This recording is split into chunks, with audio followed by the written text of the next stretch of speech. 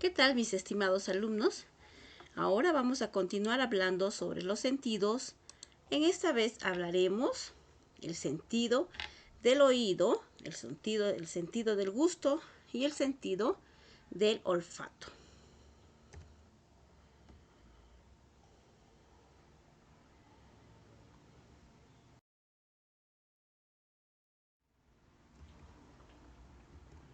El sentido de la audición. Como sabemos, el sentido de la audición, su órgano es el oído. El oído es un órgano sensorial que permite percibir los sonidos. Ya puede ser de una bocina de un carro, ya puede ser de un campanazo, de la música, un ruido y todos los sonidos que pueda captar el oído. Y en los mamíferos también se encarga del equilibrio. El oído se puede dividir para su estudio en tres secciones: el oído externo, el oído medio y el oído interno. Vemos aquí en la imagen que el sentido de la audición, que su órgano es el oído, permite escuchar la música, nos permite hablar y escuchar a la persona que está hablando. También nos permite escuchar los órganos de diferentes instrumentos musicales y también así como el celular.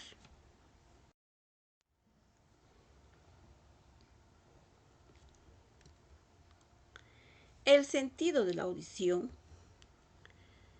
o el sentido del oído, que nos sirve para percibir los sonidos así como también para mantener el equilibrio, nos permite diferenciar los sonidos ya sean graves, agudos, fuertes y suaves, así como también la distancia en la que se encuentra el objeto que produce el sonido. El oído tiene tres partes: el oído externo, que es la parte de la oreja; el oído medio, donde se encuentra el tímpano y el conducto auditivo; y el oído interno, ya donde se ven las partes como el caracol, los conductos semicirculares y la trompa de Eustaquio. Son partes que ya no podemos ver, pero también tenemos que resaltar que los huesecillos de los oídos son más livianos, son frágiles y hasta un ruido fuerte nos puede dejar sordos. La percepción del oído es un fenómeno complejo que se desarrolla en varias etapas. En primer lugar, se realiza la captación de las ondas sonoras gracias a la membrana del tímpano. En segundo lugar, la señal mecánica recogida por el tímpano debe transformarse en impulsos nerviosos, proceso que ocurre en el oído interno. En tercer lugar, los impulsos nerviosos a través del nervio auditivo son enviados al cerebro para ser procesados en la corteza cerebral. El espectro auditivo, es decir, la gama de frecuencias que el oído puede percibir, es variable dependiendo de la especie animal. El ser humano puede detectar sonidos de entre 0 y 140 decibelios con un rango de frecuencia comprendida entre 40 y 200.000 hercios. Por ejemplo, las ballenas pueden percibir infrasonidos con una frecuencia interior a 40 hercios. Algunos animales carnívoros, como el perro, son capaces de detectar ultrasonidos con una frecuencia superior de 20.000 hercios que un humano es incapaz de oír. Entonces, el oído es el órgano del sentido de la audición.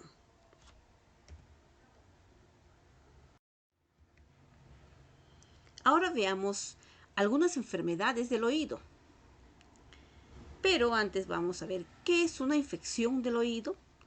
La infección del oído es una inflamación del oído medio, generalmente causada por una bacteria, y ocurre cuando se acumula líquidos detrás del tímpano. Cualquiera puede tener una infección del oído, pero es más común en los niños. 5 de cada 6 niños tienen por lo menos una infección del oído antes de cumplir los 3 años de edad. De hecho, la infección del oído es la razón más común por la cual los padres llevan a sus hijos al médico. El nombre científico de la infección del oído es otitis media, las siglas OM.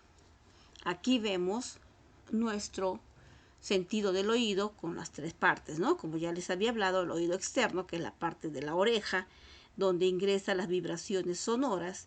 Luego estas van hasta el conducto o pasan por el conducto auditivo, llegando al oído medio, donde se encuentra el martillo, el yunque, el estribo. Esto ingresa hasta el oído interno, donde se encuentra el caracol, los conductos semicirculares, y toda esta información va a pasar por el nervio auditivo llegando al cerebro.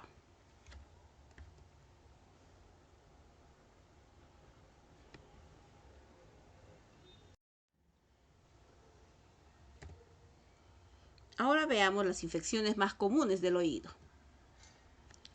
Las infecciones más comunes son el otitis media aguda, que antecede cuando hay líquido atrapado detrás del tímpano. Ante ello, partes del oído medio se infectan e inflaman. Esto produce dolor y en ocasiones el niño puede presentar fiebre. También tenemos la otitis media con efusión. Esto ocurre después de la infección, si quedó líquido atrapado detrás del tímpano. Es posible que no hayan síntomas. Y la otitis media crónica con efusión se presenta cuando queda líquido en el oído medio por un tiempo prolongado o cuando el líquido aparece una y otra vez aunque no haya infección. Según especialistas, podría afectar la capacidad auditiva. Y para prevenir estos problemas es importante que los padres soliciten atención médica en caso de que el menor presente enfermedades respiratorias, así como escurrimientos crónicos en el oído o problemas de audición.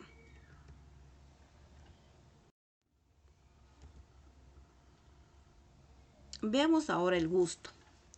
Es otro sentido más que su órgano, pues es la lengua.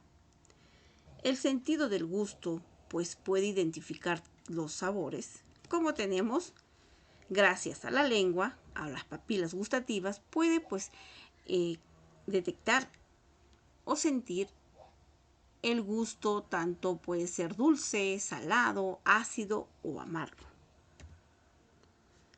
Vemos aquí la lengua, ya que nuestra lengua tiene diferentes partes o llamadas papilas, el cual estas van a identificar los sabores. Tenemos acá la parte de arriba que son las amígdalas y la sensación o el gusto del amargo se encuentra en la parte, pues está de color rojo, que está debajo de las amígdalas. Estas son las papilas califormes, que identifican lo amargo que ingresa a nuestra boca. Luego tenemos las papilas hemisféricas, que van a detectar el ácido, toda la parte derecha de la lengua. Y en la punta de la lengua pues está la sensación del dulce. Si nosotros probamos algo con la lengua, o sea, la parte de delante va a probar lo que es el sabor dulce. Y el otro costado, las papilas filiformes van a detectar lo salado. En las partes ácidas tenemos las papilas fungiformes. Estos son 1, 2, 3, 4. Y hay un gusto más que puede detectar, que es el umami, que es el sabor o el gusto sabroso que puede detectar nuestra boca. Ahora veamos las enfermedades en la boca. Tenemos como primero las caries dentales. Las caries dentales es el resultado principal del deterioro dental y una de las infecciones bucales más comunes. Constituye una de las causas de pérdida de dientes y está causada por bacterias como el Streptococcus mutans. Luego tenemos la gingivitis. La gingivitis son el término médico que hace referencia a la enfermedad periodontal temprana. Son diversas y cuando se instalan en los pliegues, en las encías, en líneas gingival y debajo de ella, producen toxinas. Las encías reaccionan a estas toxinas con inflamación e hinchazón, razón por la cual pueden sangrar las encías durante el cepillado dental. Entre el 50 y el 90% de los adultos presentan gingivitis, afección que sí Si no se trata, se convierte en periodontitis. Luego tenemos la periodontitis. Si la gingivitis, esta se extiende por debajo de la línea gingival y afecta al hueso, como vemos aquí, al hueso de los dientes y a los tejidos de soporte, puede convertirse en periodontitis. Se forman bolsas alrededor de los dientes que dan paso a la inflamación y a la pérdida de hueso. Debido a esta destrucción ósea pueden perderse los dientes. Entre el 8 y el 10% de los adultos sufre enfermedad periodontal. La causa más común de pérdidas dentales también puede empeorar una afección pulmonar crónica ya presente. Luego tenemos otra enfermedad que es la halitosis o mal aliento.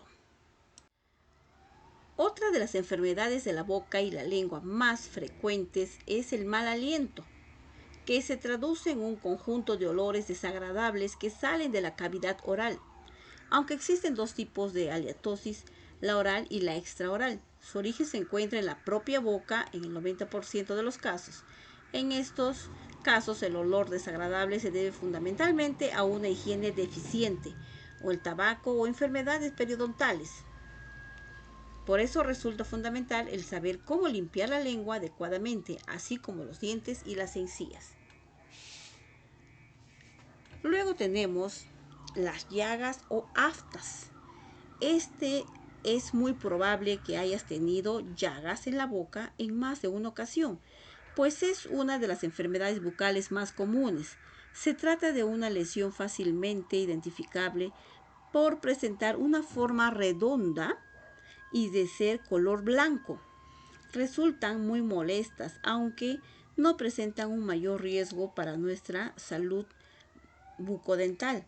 Habitualmente aparecen como consecuencia de algún objeto que roza con la mucosa de la boca, el labio interior, en las mejillas o lengua, por habernos mordido accidentalmente. Las aftas no requieren de un tratamiento como tal, pues permiten por sí mismas al cabo de 2 o 3 días. Por último, tenemos el cáncer de la boca. El cáncer bucal tiene una incidencia anual en España de 6 a 13 casos por cada 100.000 hombres y de 1 a 2 casos por cada 100.000 mujeres aproximadamente. Sus síntomas pueden estar causados por enfermedades bucodentales mucho menos peligrosas, y es que a veces pueden coincidir. Aún así, no está de más saber cuáles son los indicios para que estemos atentos. En estas, las que aparecen son las manchas extrañas en la cavidad oral, blancas, rojas o ambas, llagas en la boca o garganta que no se curan, dificultad para masticar o tragar, problemas de movilidad en la mandíbula y la lengua, los bultos en la cara, cuello, mejillas, mandíbula, encías o lengua, la complicación o el cambio en el habla, la pérdida de peso sin explicación aparente. Pero recuerda que la forma más eficaz de saber si tenemos cáncer oral u otra patología bucal es consultando en una persona con nuestro médico o con el dentista. ¿Y cómo podemos prevenir estos problemas bucodentales? Aunque no se puede controlar la aparición de estas enfermedades bucodentales, sí es posible prevenir en gran medida. Y es que aunque el factor genético tiene un papel importante, determinados hábitos saludables nos ayudan a mantener una buena salud oral. Hay que prestar atención también si hay que lavarnos los dientes después de cada comida, dedicándole un tiempo mínimo de 2 minutos. No te olvides de pasarte el hilo dental y enjuagarte con un colutorio al menos una vez al día. Cuanto menos placa bacteriana permitamos que se acumule en nuestros dientes y encías, menor probabilidad tendremos de desarrollar caries o enfermedades periodontales.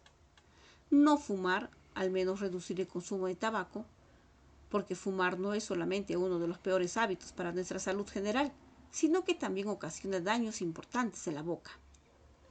El tabaco mancha los dientes, los vuelve amarillos y provoca el mal aliento. Pero en lo peor, los escenarios fumar es el factor de riesgo más decisivo a la hora de sufrir cáncer bucal.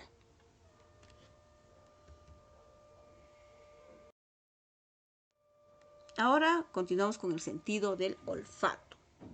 El sentido del olfato, mediante el sentido del olfato, nosotros pues percibimos los olores, ya sean agradables o desagradables, suaves o fuertes. El órgano del sentido del olfato pues es la nariz. El sentido del olfato en el hombre es menos poderoso que en algunos animales. El olfato en el hombre puede percibir olores regulares, pero este no es agudo como en el perro, el lobo o el león. Ellos a distancia muy corta, pues si ya tienes una comida, un olor, el perro, por ejemplo, ya que muchos tenemos perritos en la casa, ellos van a sentir el olor muy fácilmente a comparación del hombre. Tenemos aquí las partes del sentido del olfato, ya que los olores ingresan por las fosas nasales, ingresando por lo interno. Esto va a llevar igual, como lleva los sonidos del oído, al cerebro. Tenemos el bulbo olfatorio, la glándula pituitaria amarilla, la glándula pituitaria roja, los cornetes, la nariz, las fosas nasales, el paladar, el úvula, los dientes y la lengua.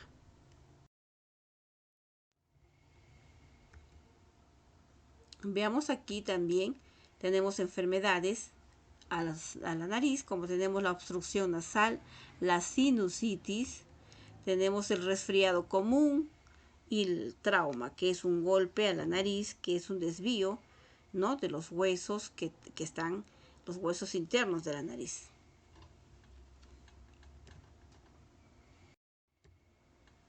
Muy bien, chicos, así hemos concluido los sentidos del olfato, el sentido del gusto y el sentido del oído. Muy bien, chicos, gracias.